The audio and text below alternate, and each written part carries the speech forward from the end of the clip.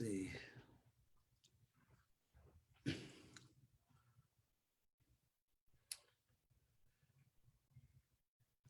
So, Hare Krishna.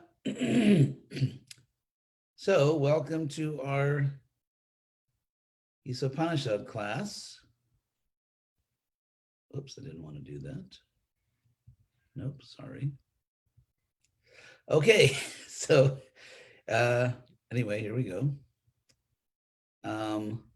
Today we're doing Isopanishad verse 10, mantra 10. And so we'll begin by offering obeisances to Prabhupada, and hopefully he will bless us to understand the Isopanishad. For those of you wondering about the backdrop there, that is UCLA, the university which is ultimately meant to study Krishna. And someday they'll understand that.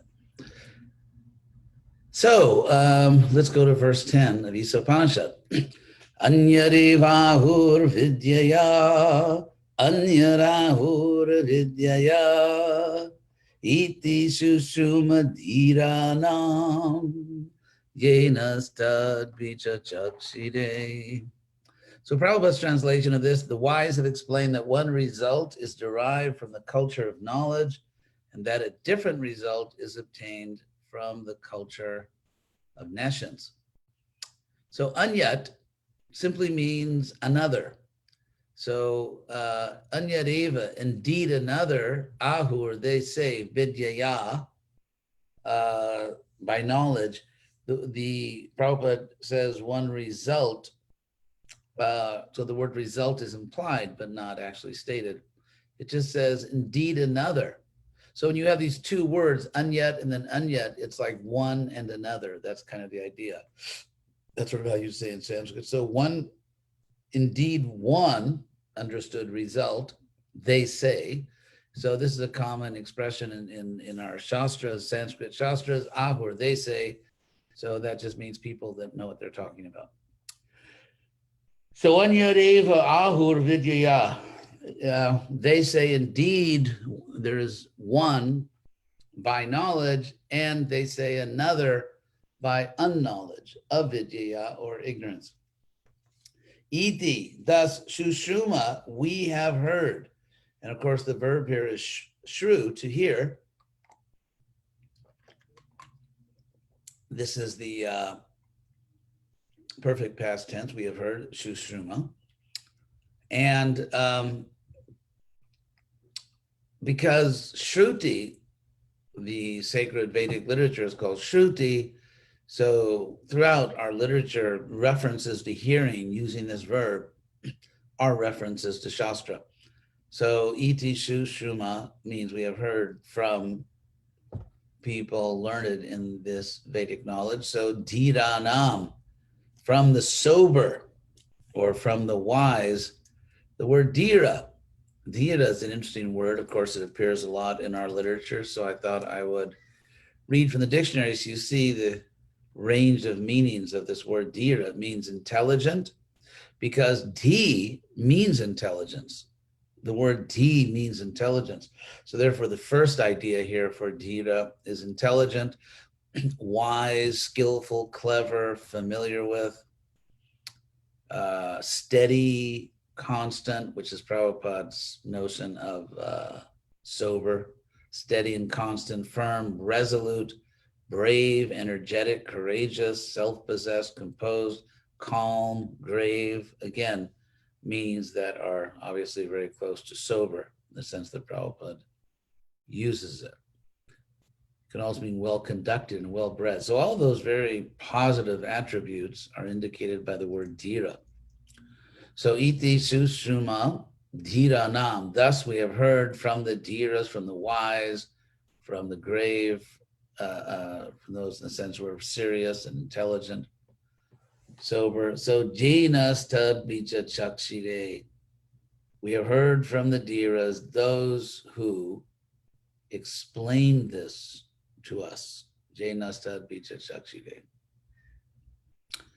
So one, there's one meaning result, indeed. they say, by knowledge. Another, they say, by unknowledge, by ignorance. Thus we have heard from the Dhiras, those who explained this to us, not to us. So, I mean, clearly this is true, but this is going to be used sort of in a paradoxical way, as we will see. The Isopanishad, so to speak, is going to play with these terms, vidya and avidya. For example, the previous verse, which is very similar, said, andaktama pravishanti, they enter blind darkness, those who jevidyam upasate, those who cultivate unknowledge, ignorance, avidya, tato bhuhi vitetamo, and they go even deeper into darkness, jau vidyayam rita, those who are dedicated to knowledge. So it's been reversed, because throughout the Vedas, you can close that window there so we don't get the noise. Okay. Because throughout the Vedas, it's always said that vidya, in fact, the word vidya is just made from the same root as Veda. So Veda or vidya brings you to a great life, and avidya as the opposite. But here it's getting reversed, that those who cultivate unknowledge, ignorance, go into blind darkness, but they go even further into darkness, those who cultivate knowledge. So what's going on here? So that's the previous verse. That was verse 9. And now we have this verse, which simply says that knowledge and unknowledge, knowledge and ignorance lead to different results. And we have heard this from the wise who explained it to us. Explain that to us. So we're going to have to, so what does this all mean? So we have to keep looking at more verses. I mean, this is meant to intrigue us. These verses of the Vedas are intentionally intriguing and paradoxical. And so let's find out what happens. So now we have the statement, vidyang cha jas. This is Isopanishad mantra 11. Tad vedo bhayang saha avidyaya mrityung tirtva vidyayamritam ashnute. So,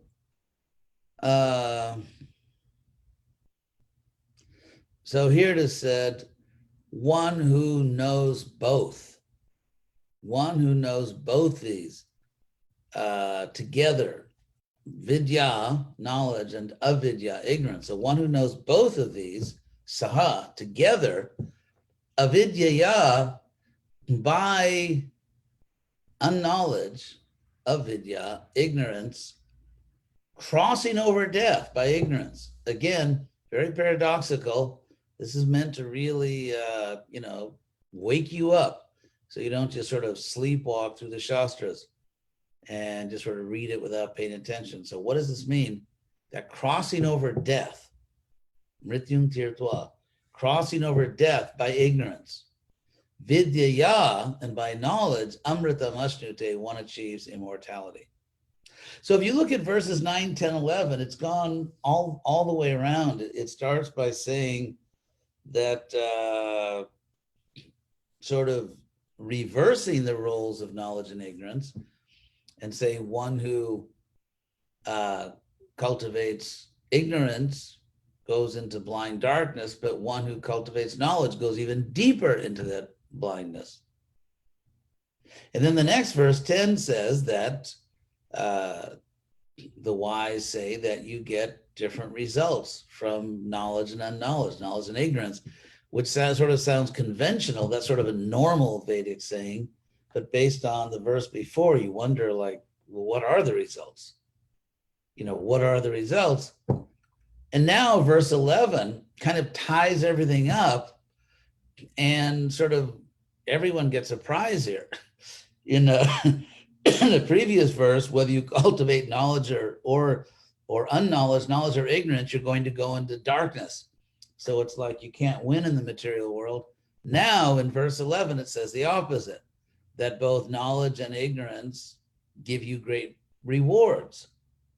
So we're going to try to sort all this out. because this verse says that one who cultivates both. And it's really interesting here because it's emphasized that you need both. You need both vidya and avidya. It's emphasized with two different words here. One, ubhayam, which in Sanskrit means both. You need both. Knowledge, you have to one who knows both, and then saha means together. So both A and B together. So the word both and the word together is strongly emphasizing that you've got to have both of them. So avidya, by avidya, ignorance, mrityung tirtva, crossing over death, vidya amritam ashnute. So by knowledge, one achieves immortality. So what is going on here? What is going on? Because these are apparently contradictory statements or just incoherent statements, but only apparently. Only apparently. And I think what's really going on here is that the Isopanishad and many other Vedic literatures are actually written in code, so to speak.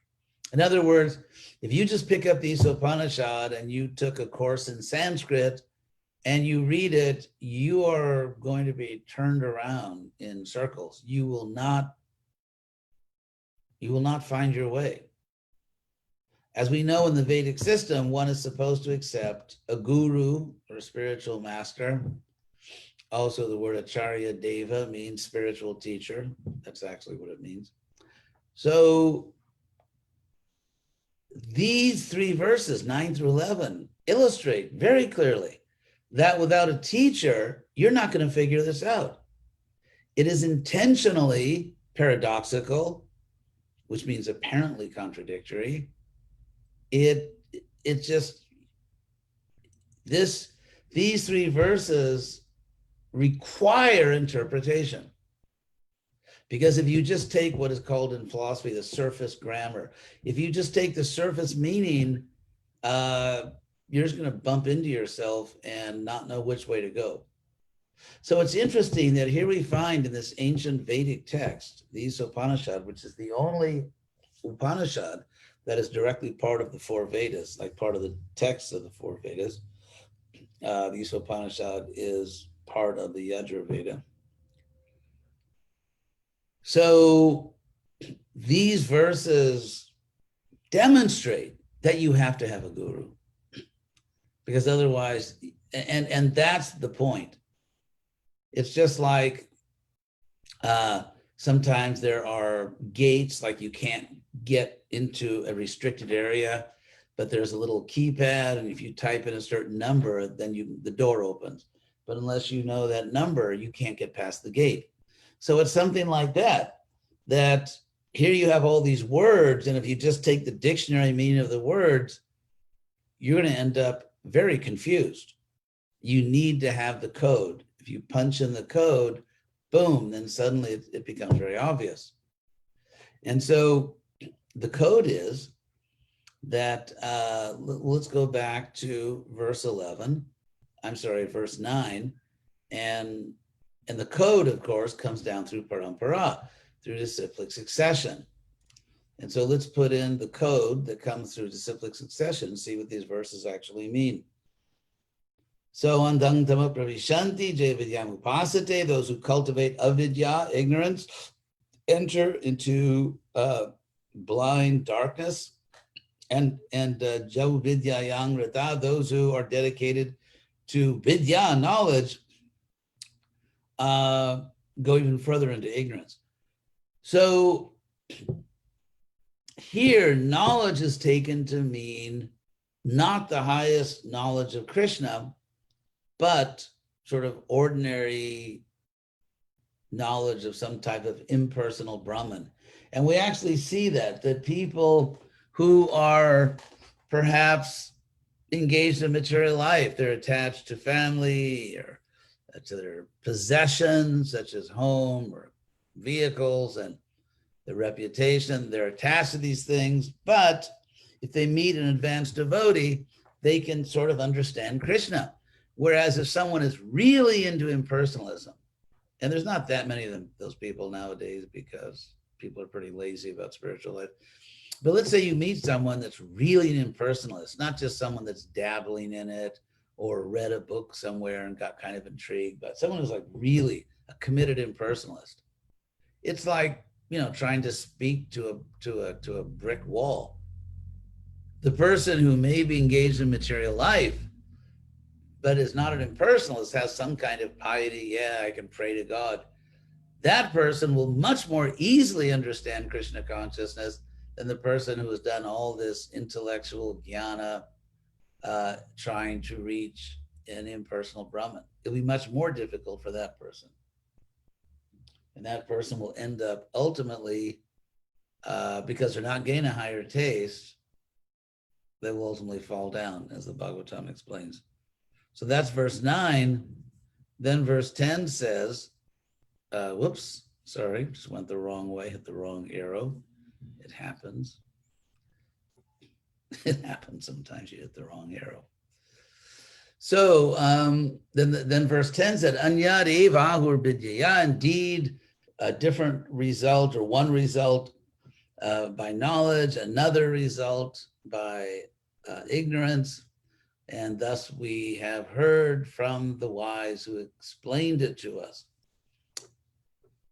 So here you could say it's more of a conventional idea, that here vidya can simply mean real knowledge, not just impersonalism, but just knowing, just knowledge of reality, which would include bhakti yoga. And so here it's just saying in a more conventional sense, if you just are into ignorance in material life, or even impersonalism in its own way, it's a type of ignorance, then you get one result. But if you have real knowledge, you'll get another result. So again, you have to know that these words, vidya and avidya, are semantically shifting. They are, in different verses, can mean different things, which in no way is contradictory, because the words themselves, if you look in the Sanskrit dictionary, are multivalent. They do go in different semantic directions. And so then finally, verse 11 kind of clears it up. Vidyang cha jas tadvedo bhayang saha, one who knows both avidya and vidya. And here they take on a slightly different meaning, because avidya here means not literally ignorance, not literally just not knowing, but the material world is called in Sanskrit at times the ignorance, avidya. This world, the word avidya sometimes can just refer to the material world, which is just a place of ignorance. So here, avidya is used paradoxically to mean vidya of avidya. In other words, avidya here means knowledge of avidya, knowledge of the material world. That's why we joined the Hare Krishna movement, many of us, because we got a good dose of the material world and we thought, oh no, that's not what I want. So even this world is called avidya, the ignorance or the unknowing, but you have to know the world to be ignorant. So you have to know what the unknowing is. So you have to know both. You have to. So here it's confirmed that you have to know avidya. So I'm not just making this up. It's actually confirmed here in the literal Sanskrit that you have to know the material world. If you don't know the material world, because by knowing the material world, you go beyond death. If we are not attracted to the material world just because we never really had a chance to enjoy it, that's not strong Krishna consciousness. Just like someone can be sequestered or secluded in a Krishna conscious community, and then if they go out into the world, they can be seduced, misled, bewildered, because they didn't.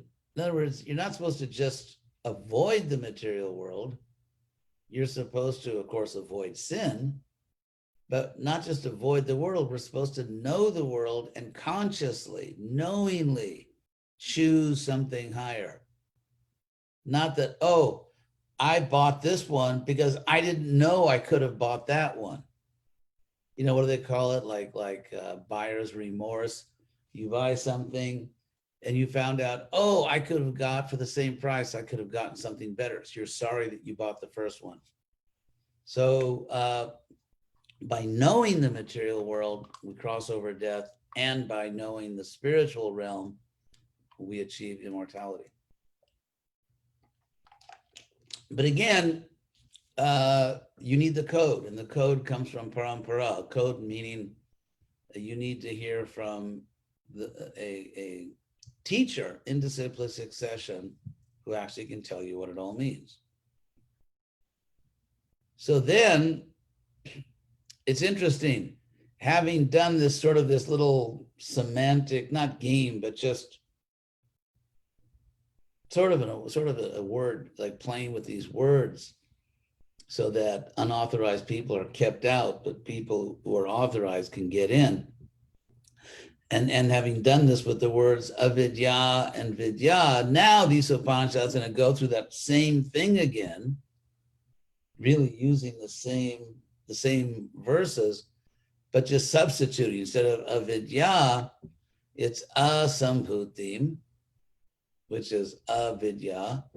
And then for vidya, we have the positive sambhutim. So we're going to go through the same drill again, but just with a different set of opposites. And let's see what sambhuti means.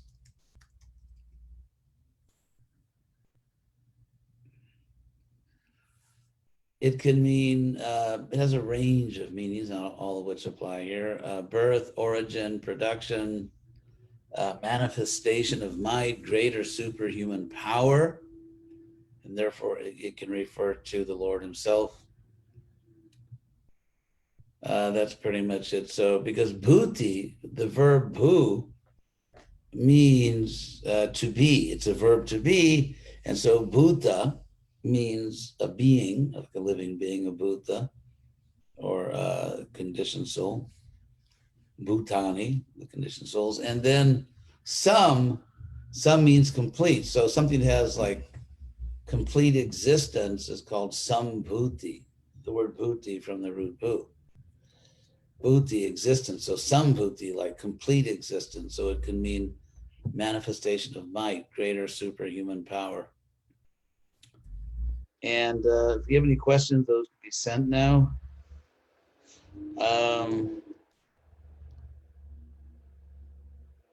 So maybe actually I may stop here today. And because in the next verses, 12, let's take a quick look here. Verse 12, and then, yeah. So we're gonna do the same, apparently set of 3 verses. We're gonna go through these same little drill with 2 opposite words. The same. So verses 12, 13, and 14, and 9, 10, 11, they're completely symmetrical, completely parallel. They go through the same little drill, but in the first 3 verses, 9 through 11, you get this contrast between 2 antonyms, 2 opposites, vidya and avidya. And then in 12 through 14, we can get the same verses, but with sambhuti and asambhuti. Vidya, avidya, sambhuti, asambhuti. So we'll do those 3 next time. So questions, could you please elaborate the part in mantra 9 that says, worse still are those engaged in the culture of so-called knowledge? What is exactly that culture that it makes? Maybe you missed that part. It can be the culture of impersonal knowledge, culture of impersonalism. Because jnana, generally the impersonalists imagine that they're on the jnana marg, the path of knowledge. Also can refer to, we see nowadays there's so many intellectuals in the world that are really kind of have less common sense than ordinary people. Not all intellectuals are like that, but some of them are really, it's hard not to think they're the biggest fools in the world, some of these so-called intellectuals, especially if you look at the history of 20th century philosophy and even it's hard not to think these are the most foolish people in the world. So intellectuality without Krishna can produce very odd results. Sometimes we see devotees having a deep aversion from the material world and excuse it as detachment. What does it mean to know the material world? Is it to know how to live in balance with the outside world while still practicing bhakti yoga? Basically, yes, it is to the balance, because if, let's say, for example, someone was in a relationship, as people now say. It's funny, when I was growing up, you said someone was in a relationship. It didn't mean romantic. It just could be any kind of relationship. But now I noticed in the last 20 or 30 years or whatever it is, if you say relationship, it means a romantic relationship. Didn't mean that when I was young. Anyway, so sometimes someone's in a relationship and they suffer a lot. It just really goes bad. And it's just the worst experience of their life. Therefore, they have aversion to relationships. It's hard for them to get into a relationship. But that's because of a trauma, or because of the suffering. And so once the trauma is over, that person will be back out there, back, playing the game again, trying to enjoy. So detachment that simply comes from trauma or suffering, real detachment, once the suffering's over, then you're still really detached. The absolute truth cannot be appreciated and ascertained logico-philosophically, then Brahma is not the logos whom philosophers are after from the beginning of philosophy. Question? No, that's not exactly it. Yeah, the absolute truth can be appreciated and ascertained philosophically if the philosophy is mixed with devotion. Krishna says in the Bhagavad Gita 10:10 that for those who are always devoted, I give them buddhi yoga, the spiritual practice of higher intelligence by which they come to me. Jena mam upajanti. So what doesn't work is philosophy without devotion.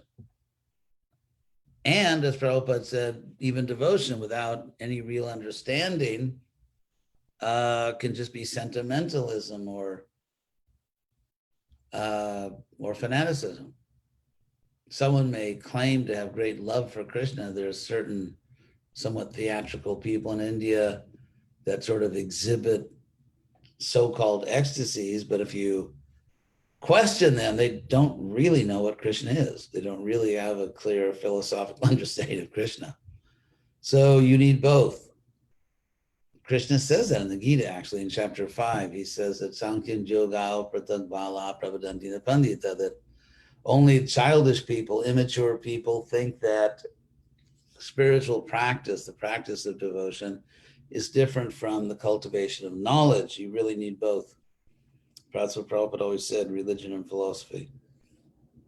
So philosophy is great when there's also devotion.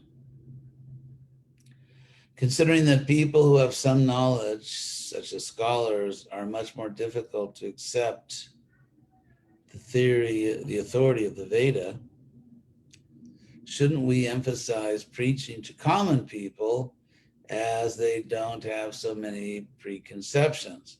Well, I don't mean to be derogatory to anyone, but it's kind of you get what you pay for, in the sense that, yes, it may be harder to convince an intelligent person, but if you do convince that person, they may be able to convince many other people. And so the easiest path is not always the best path. Of course, we want everyone to come to Krishna consciousness, so-called common people, uncommon people. But Prabhupada emphasized that, which should be obvious, that society has a certain structure. And people who are intelligent often, not always, but often, have more influence because they can persuade other people. And so it's more difficult, but And plus, most intelligent people are not quote unquote scholars. And some scholars take to Krishna consciousness also, but and it is for everyone. But yeah, there is significant value, you could say strategic importance in persuading intelligent people to take to Krishna consciousness, not just academics, but just intelligent people. So those are the questions we have, and hope you got your money's worth. Thank you very much for attending the class, and of course tomorrow morning at 7 o'clock Pacific Coast time in America, we have the Bhagavatam class, and we'll hope to see you there. And also next Saturday we'll try to do those 3 verses, the Isopanishad 12 through 15, and try to understand why Krishna is using sambhuti and asambhuti after having used vidya and avidya. So thank you all very much for listening. Hope you enjoyed that nice little picture I put behind me. Actually, the reason I did that, if you want to know the truth, full disclosure here, a picture, because I get better internet reception in my bedroom, but the backdrop is not so appropriate because it's my bedroom. And so I thought I would put something up. You can say, why not put a picture of Krishna? Which, of course, because I sometimes like to put pictures up which show what our goals are to teach Krishna consciousness in the great universities of the world. And so that's definitely one of the great Western universities, UCLA. And also, I think the architecture is very nice. And I think it also shows that in the gardens, I mean, come on, let's admit it, it's classy. From the material point of view, I mean, I know there's lots of very confused people who teach and study at that institution. However, I think it's good also to show that in the West, there are beautiful things which can be offered to Krishna. They can be offered to Krishna. And we can get inspiration to see, what we can actually do for Krishna. And that, I think the more we respect people that we're preaching to, the more they may respect us. They may reciprocate. If we appreciate some of the good things they've done, well, who knows? They may appreciate us. So these are the kinds of relationships we have to create with people whom we are trying to bring to Krishna consciousness. So I could go on all day about why that picture is there, but I won't. So don't panic. So thank you all very much. And hope you'll be there tomorrow for the Bhagavatam class, and just try to keep this going for Prabhupada. Hare Krishna.